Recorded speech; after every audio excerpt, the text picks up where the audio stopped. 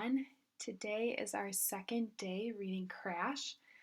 I hope you enjoyed chapter 1 through 3 and were able to find 3 things for your character analysis and are ready to start today as we read chapters 4, 5, and 6.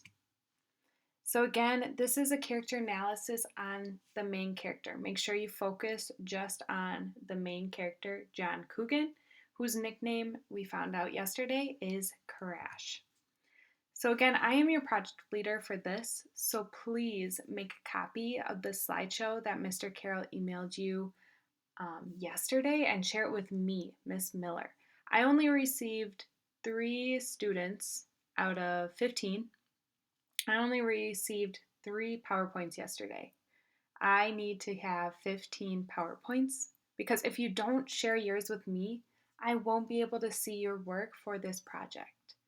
So I encourage you today, make a copy and share it with me.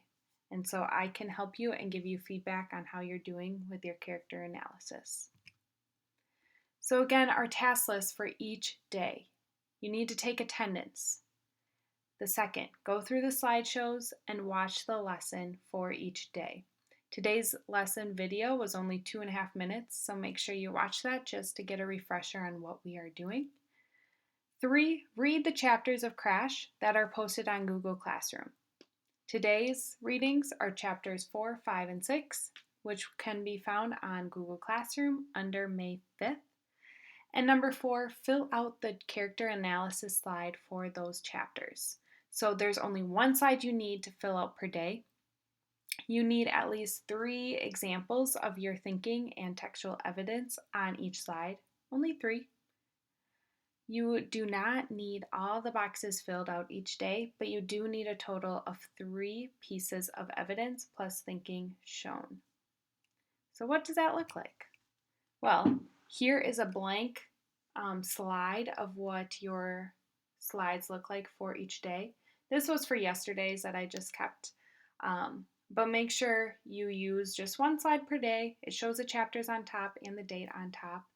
And fill out 3 examples of evidence and your thinking on each of these slides in your PowerPoint.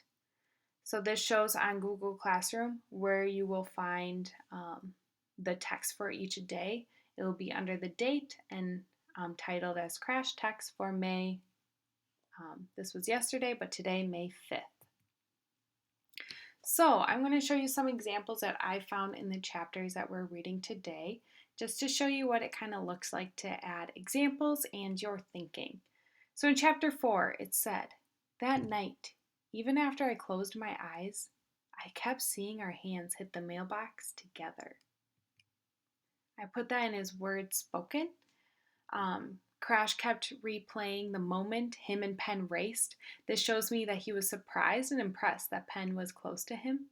Crash is very competitive as seen during this moment.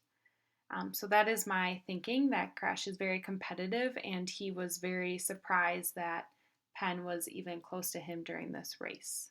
So I found that in chapter 4. Chapter 5, here's another example. I shook my head and went to the window. How pitiful could you get? He had only 1 toy to his name. And what was worse, the dumb pork roll didn't even know how bad off he was. So I used this quote for number 2 on my slide, and I put it under thoughts/feelings observed or inferred. So this thought of Crash's led me to infer that he thinks people need tangible objects to be happy. Crash seems to be judgmental of Penn's life, even when Penn is being so kind and invited him over to his house. So I inferred that Crash has this feeling and this assumption towards how people need to have tangible objects to be happy, and how Crash continues to judge Penn and his family. Chapter 6, this is another example that I found. Looks like it to me, I said. Your kid hardly has any toys, and you only have 1 floor on your house. I decided to be nice and not tell them it looked like a garage. So I took that quote from that section and added it in under words spoken. And my thinking says, Crash continues to judge the family on things that they don't have, Seems disrespectful to me.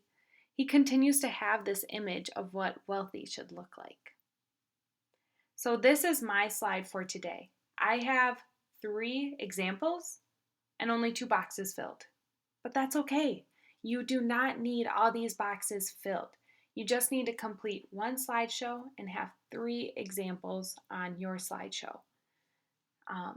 And if you find 3 for words spoken and want to do that way, that works too. Whatever works well for you.